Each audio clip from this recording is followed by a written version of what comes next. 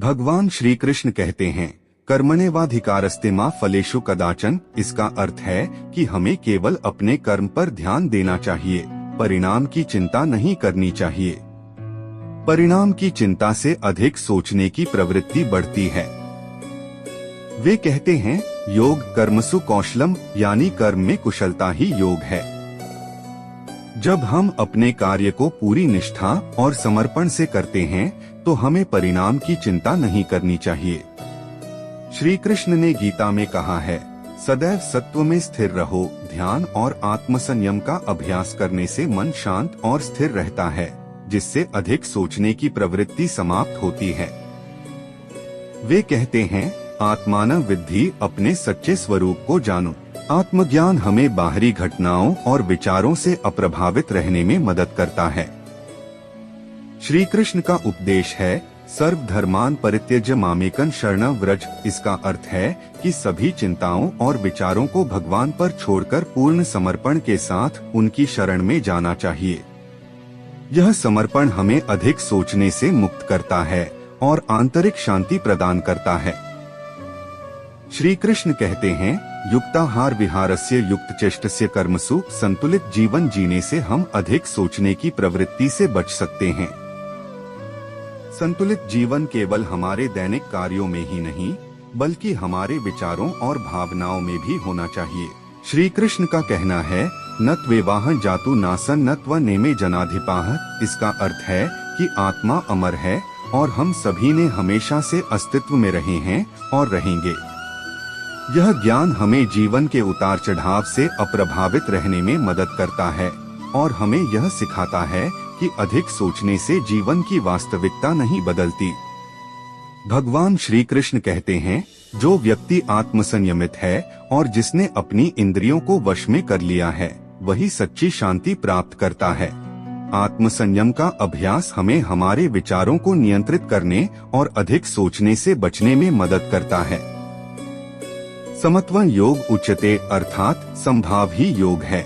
जीवन में हर परिस्थिति में समान दृष्टिकोण बनाए रखना चाहिए। यह दृष्टिकोण हमें अधिक सोचने से बचाता है और हमें मानसिक स्थिरता प्रदान करता है। श्री कृष्ण के ये उपदेश उन लोगों के लिए अत्यंत प्रेरणादायक हैं जो अधिक सोचने की प्रवृत्ति से ग्रस्त हैं। इन उपदेशों को अपने जीवन में अपनाकर हम मानसिक शांति और स्थिरता प्राप्त कर सकते हैं। भगवान श्री कृष्ण का उपदेश हमें सिखाता है कि जीवन में मानसिक शांति और स्थिरता प्राप्त करने के लिए अधिक सोचने की प्रवृत्ति से बचना आवश्यक है। उन्होंने कहा है, वह जो सभी भोगों और दुखों से मुक्त हो जाता है, वही सच्ची शांति प्राप्त करता है।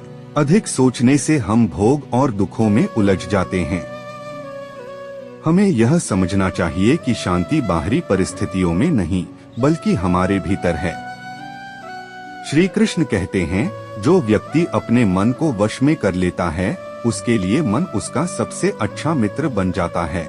लेकिन जो अपने मन को नियंत्रित नहीं कर पाता, उसका मन उसका सबसे बड़ा शत्रु बन जाता है।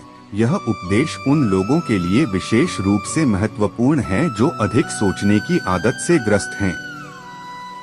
मन को वश में करने का अभ्यास हमें अधिक सोचने से बचाने में मदद करता है। श्री कृष्ण ने यह भी कहा है, जिस प्रकार वायु सभी दिशाओं में बहती है, उसी प्रकार अति विचारशील व्यक्ति का मन भी इधर उधर भटकता रहता है। इसलिए हमें अपने मन को स्थिर और केंद्रित रखना चाहिए। ध्यान और आत्मसंयम का अभ्यास करने से मन को स्थिर और शांत रखा जा सकता है। वे कहते हैं, जिस प्रकार समुद्र में सभी नदियां मिलकर उसे भरती हैं, फिर भी वह अपने किनारों को नहीं छोड़ता, उसी प्रकार संतुलित व्यक्ति सभी इच्छाओं को प्राप्त करने के बाद भी संतुलित रहता है।